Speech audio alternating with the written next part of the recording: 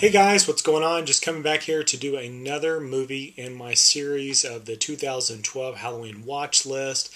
This countdown is showing my movies each day that I'll be watching in preparation for Halloween. And it's not necessarily my favorites. It's not necessarily the best things out this year. This is just what I'm in the mood for this year. That being said, this is one of my favorites. Today, we've hurtled over the halfway point of the month. And I wanted to focus on a movie that I really enjoy. It's a movie that doesn't get enough respect to the point that it frustrates me, especially the company itself that holds the rights to this, Morgan and Creek, has treated it sort of like a stepchild from the very beginning. And I love this movie so much it bothers me how much it doesn't get respect. And the movie we're talking about is Nightbreed. This is a movie I love a lot. It was in my watch list a couple of years ago when I did this last, and I watch it quite often. I really enjoy it. I saw it at the theaters. I went and watched it for my birthday back in 1990. This is when this came out. And I've been a fan of it ever since. I've been oddly fascinated, I guess would be the best way to put it. I consider myself like a super fan of the show. I collect memorabilia, even though there's not that much out there. I am always trying to talk people into watching this. But I'll give you the setup. This is Clive Barker's movie. He was coming off of Hellraiser and Hellraiser 2. And I think they had really high hopes for this movie. This movie initially was thought to be a new franchise for Morgan Creek. What they got instead was a movie that lost money. I think this movie cost about 11-12 million bucks, and it only made about $8 million at the theaters. At least that's what I've read. So ever since then, this movie has just kind of barely eked along in existence. And it's really unfair. To me, I love this movie because it's the same reason I love this is the same reason I loved Star Wars back in 1978 when I saw it originally. I didn't get to see the movie Star Wars when it initially released in 77. I was too young. But when it re-released in 78, I finally got a chance to see it. And I was oddly fascinated and scared of all the aliens you see in the cantina. This kind of has a feeling like that. The movie Nightbreed is a whole cast of different kinds of monsters, I guess would be the best way to put it. Different types of odd creatures and different kinds of weird people. This here is an entire movie where they're the stars. They kind of are at the forefront of the movie, these monsters. I've been fascinated with it ever since because I get that same nostalgic feeling for it every time I watch it when you get to a scene where you get to see all the different creatures, all the different effects. But I'll give you a breakdown of the movie if for some reason you've never seen this. The movie is about this guy named Boone, and he's having bad dreams. The movie actually hits the ground running. At the very beginning, he's having the dreams, you're seeing the monsters. Then you go to him waking up, him facing his nightmares by going to a psychiatrist, and the psychiatrist is kind of leading him in a weird direction. The psychiatrist is played by David Cronenberg, which is great. He's amazing in this. I really like the character he plays as Dr. Decker. But the main character, Craig Sheffer, playing as Boone, he is told that maybe there's something wrong with him, maybe he's a killer, and at this point you've seen that there is a masked killer. And basically, Boone is suffering from some kind of psychosis, and Dr. Decker tells him he needs to turn himself in. Well, from there, what you see is a series of events that lead them to this place he's been dreaming about called Midian. And Midian is this place that's kind of set at the bottom of a cemetery, and it's like, is it a real place? Is it not a real place? Who's there? What kind of creatures are there? I don't want to give away too much because that's part of what makes this movie so great. But what you see is this Dr. Decker character is really kind of shady. And what he's doing is he's pushing this Craig Sheffer character further and further, Boone. And eventually Boone ends up kind of going to Midian and trying to figure out what's there. And that's really all I want to set up for this, because the main thing on this is that the monsters are not monsters. What we think of as monsters are actually, they're the good guys in this.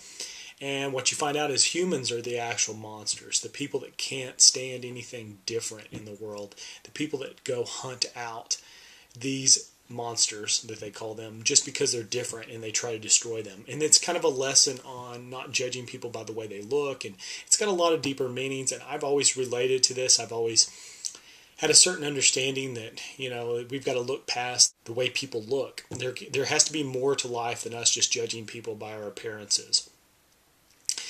And I think that's a strong message. I would just encourage everybody to watch it. Go in with low expectations and just enjoy the movie. This doesn't get very good ratings. IMDb's got it higher now than it did, you know, several years back. Rotten Tomatoes has it pretty bad. This as a whole, though, it's a very fantastical movie. It's kind of like one of those things where it's set like The Wizard of Oz or a movie like Labyrinth.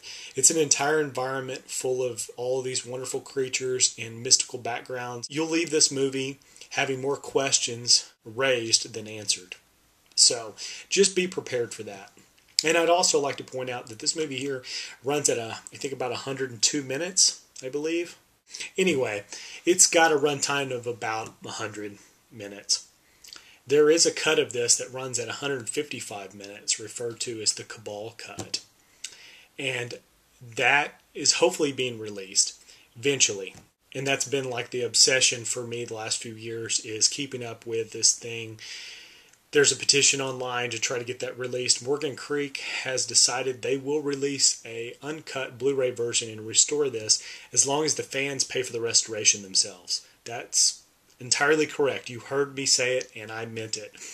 The fans have to pay for the restoration of this film if they want to see it. And to me, that's very frustrating that Morgan Creek thinks so lightly of this film that they would rather it just sit and rot than to spend a nickel on it. I mean, if a movie like this is so much of a burden to Morgan Creek, I would say to Morgan Creek, why not sell it to somebody who loves it? Honestly, just sell it to somebody who can appreciate this movie. But anyway, Morgan Creek is allowing this movie to be shown at different kinds of festivals, so you can look that up, Cabal Cut. There's a whole movement called Occupy Midian, which is the movement to have this movie restored and to basically save what's left of this movie that's never seen the light of day. We're talking about over 45 minutes of movie that has never seen, you know, official light of day. Only thing that's been shown of that is rough cut type stuff, VHS quality, DVD quality, that's been kind of pieced together by people other than, you know, Morgan Creek. We would like to see the original cut. We'd like to see some special features. This has never had any special features in any of its releases. This release here is out of print. Now it's on the Warner Archives, and it's just a straight DVD-R. There's nothing on there, so it's very unfortunate. But I'd like to leave it at that, give you some food for thought, and definitely check out Nightbreed. It's one of my all-time favorite movies. I love it. I consider myself a super fan, and I watch this movie at least once or twice a year, always. So yes, today's movie has been Nightbreed. So now I'm going to switch you guys over to the bonus segment of today's video.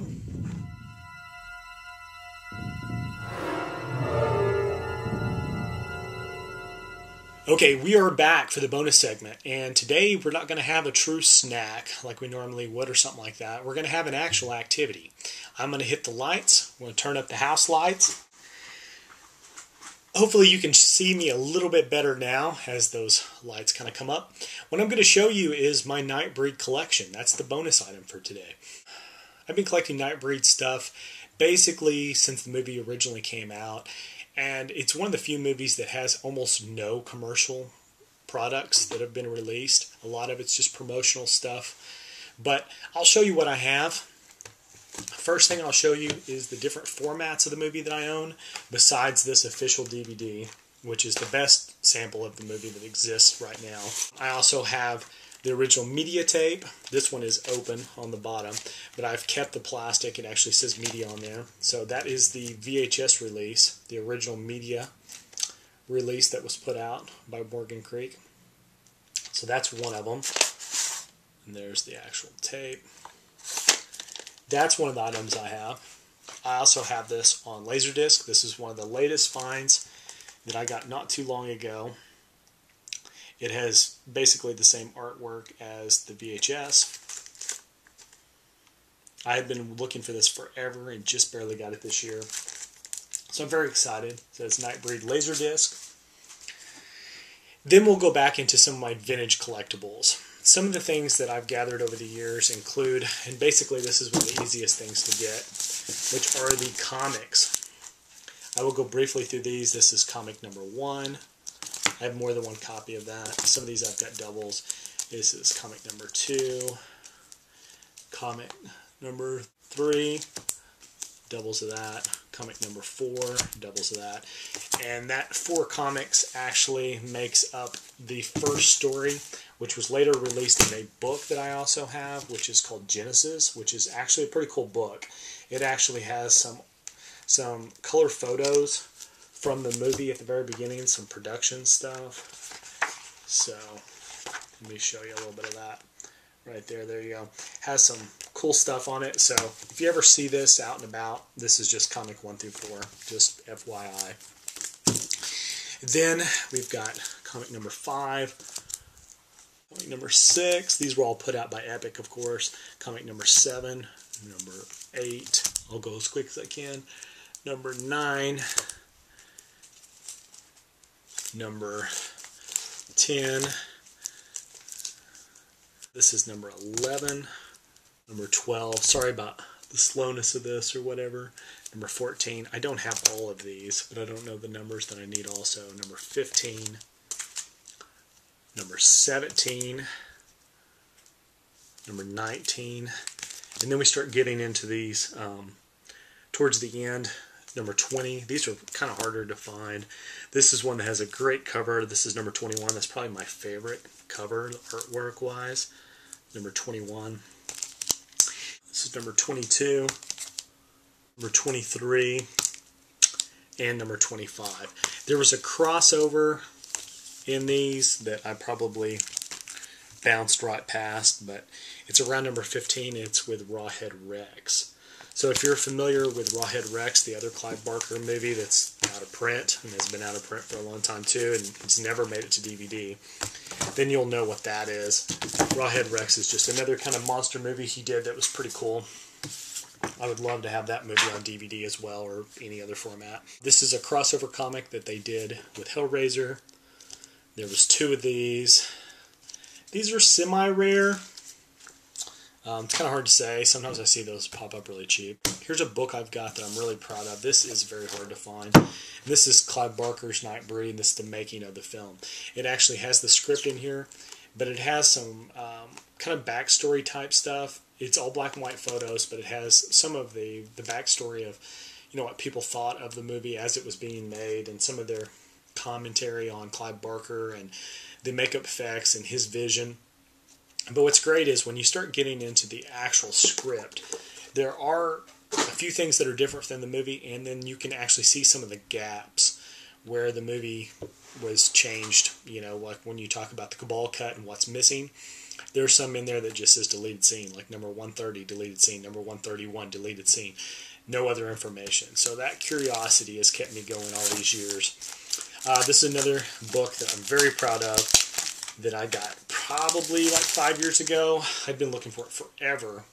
And this is the Chronicles. I actually had to get the UK version. I believe there's a hardback cover that was here in the United States that's almost impossible to find. But this is the one that was put out by Titan Books.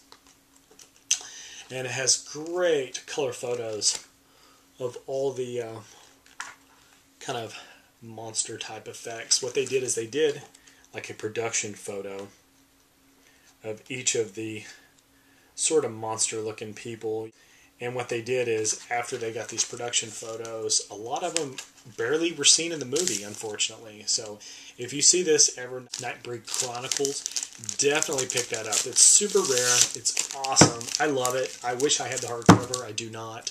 All I have is this paperback version, which I carefully protect. There is also a Hellraiser version of that. I just wanted to show you this just for reference. Clive Barker did this, Hellraiser Chronicles. So that does exist. That is a thing. Now I want to show you some of my rarer things, even more rare than those 2 books, which can go easily for $100 or more each. This is an original, vintage Nightbreed t-shirt. It smells just like a thrift store, as gross as that sounds. I try not to wash it as best I can. I don't wear it anymore. I love this shirt, but at the same time I know it would just deteriorate to nothing if I did. So I try to keep it folded, and I actually have a plastic bag in my closet that I keep this in, but it's original.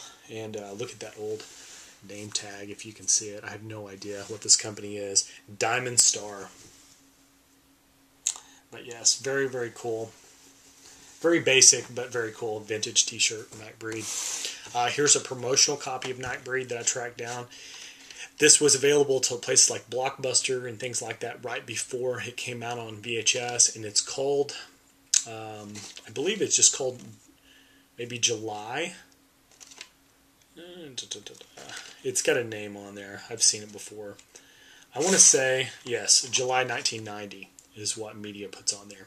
But what it is it's a promotional copy, and I have watched this. There's very little of the movie in there. It's just a little bit. It's almost like a big trailer or something like that.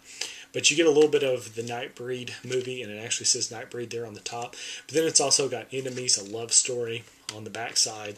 Has that on the side, then it has this big promotional use only thing. That's not a sticker. That's actually part of the tape. The tape itself is still from media, but it's very generic. And as you can see, it looks sort of like a blank tape. It's kind of generic. But yes, that is a very cool promotional copy of Nightbreed that was given out to video stores. Here's the thing I'm probably most proud of. This is and I actually had to find another one of these. I had one of these when I was a kid. They give these to video stores to put up, and it has a little pamphlet in it. There's a gigantic standee like this that I'd love to get. If I ever found it, I would get it. But this Nightbreed standee is what they call it. It's just cardboard. It has the legs there in the back, and it has instructions for putting it together. I'm assuming that's just punched out of something. But once you get this, you can put these little flyers in there that tell you about the monsters. And it's got Clive Barker on the back. This is the Human's Guide to Nightbreed. This little cardboard standee here, you would put this at the front of your video store, like set it up on the counter. And to draw interest to things like Nightbreed, you'd have these little pamphlets inside there, which would give you a breakdown of all these crazy monsters, all the Nightbreed. And then, yeah, that is so cool. I have the local video store here when I was a kid was called the Family Flick. And I used to beg them for stuff like this, and this is one of the things that I begged them for. Unfortunately, that got tossed, and I found this on eBay way later again. But that is something I've had since the very beginning. That's how much of a fan I was. During the move when I was in junior high, that was, I think, thrown out. But I just wanted you guys to see all of my Nightbreed stuff. I do have a little bit more. Some of it's here and some of it's not accessible. But all in all, I am what I consider myself a super fan. And for people that love Nightbreed stuff, I hope they enjoyed this because I enjoyed showing it. I love meeting other people that are fans of Nightbreed just because it's just one of those movies I have a passion for. So I hope you guys enjoyed the movie. Hope you guys enjoyed a little bit of my movie collecting nostalgic type stuff that I have associated with that movie. And I will see you guys again tomorrow. All right, take care. Bye.